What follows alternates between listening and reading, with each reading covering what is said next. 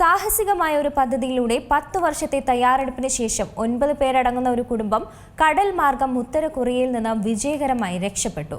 ഉത്തര കൊറിയയ്ക്കപ്പുറം വിശാലമായ ലോകത്തെത്തിയ അവരുടെ കഥ സൈബറിടത്ത് വൈറലാണ്. ഒരു ഉത്തര കൊറിയൻ കുടുംബം ഒരു ദശാബ്ദത്തിലേറെക്കാലം ഒരു രക്ഷപ്പെടൽ ആസൂത്രണം ചെയ്തു.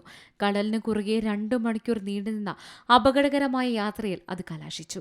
ദക്ഷിണ കൊറിയയിൽ എത്തുന്നതിൽ വിജയിച്ചെങ്കിലും അവരുടെ കഠിനമായ രക്ഷപ്പെടൽ ഒരിക്കലും പ്രതീക്ഷിക്കാത്ത ഒരു അവസാനത്തിലെത്തി. ഉത്തര കൊറിയയിൽ നിന്ന് കടൽ മാർഗം രക്ഷപ്പെടാൻ ഒരു കുടുംബം ആഗ്രഹിച്ചു. സ്വാതന്ത്ര്യത്തെക്കുറിച്ച് സംസാരിക്കുന്നതിന് പോലും കഠിനമായ ശിക്ഷകൾ അനുഭവിച്ചുകൊണ്ട് നിരന്തര നിരീക്ഷണത്തിൽ ജീവിച്ചുകൊണ്ട് അവർ നിശബ്ദമായി സ്വന്തം എക്സിറ്റ് റൂട്ട് നിർമ്മിച്ചു. പിതാവാണ് രക്ഷപ്പെടൽ ആശയം മുന്നോട്ട് വെച്ചത്. കടൽ മാത്രമാണ് അവരുടെ രക്ഷാമാർഗമെന്നും അദ്ദേഹം വിശ്വസിച്ചു. പക്ഷെ പദ്ധതി പൂർത്തിയാകുന്നതിന് മുമ്പ് തന്നെ അദ്ദേഹം മരിച്ചുപോയി. പക്ഷെ അദ്ദേഹത്തിന്റെ മക്കളായ കിം ഇൽ ഹോക്കും കിം ഹി ഹോക്കും ആ ആഗ്രഹം പൂർത്തീകരിച്ചു. ഈ ഹോക്ക് തീരത്തേക്ക് താമസം മാറിയിരുന്നു. മീൻ പിടിക്കാൻ പഠിച്ചു. ബോട്ടുകൾ നന്നാക്കി. പ്രാദേശിക സുരക്ഷാ ഉദ്യോഗസ്ഥർക്ക് കൈക്കൂലി നൽകി പതുക്കെ ബന്ധം സ്ഥാപിച്ചു. പെട്രോളിംഗ് രീതിയെക്കുറിച്ച് വ്യക്തമായ ചിത്രം ലഭിക്കുന്നതുവരെ സഹോദരന്മാർ നിരന്തരം പെട്രോളിംഗ് നടത്തുന്ന അതിർത്തി ജലാശയങ്ങളിലേക്ക് മത്സ്യത്തൊഴിലാളികളായി വേഷമിട്ടു.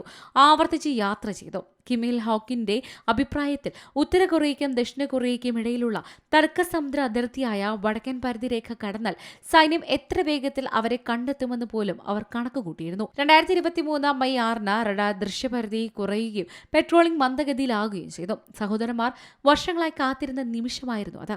അവർ രാത്രി കാവൽക്കാർക്ക് കൈക്കൂലി നൽകി. കിം ഇൽ ഹോക്കിന്റെ 5 മാസം ഗർഭിണിയായ ഭാര്യ ഉൾപ്പെടെ 9 കുടുംബാംഗങ്ങൾ രക്ഷപ്പെടാൻ തീരുമാനിച്ചു.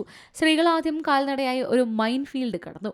വളരെ കാലം മുമ്പ് അവർ മനഃപ്പാടമാക്കിയ ഒരു വഴിയിലൂടെ 4ഉം 6ഉം വയസ്സുള്ള 2 കുട്ടികൾക്ക് ഉറക്ക ഗുളിക നൽകി ചാക്കുകളിൽ ഒളിപ്പിച്ച് കടത്തി.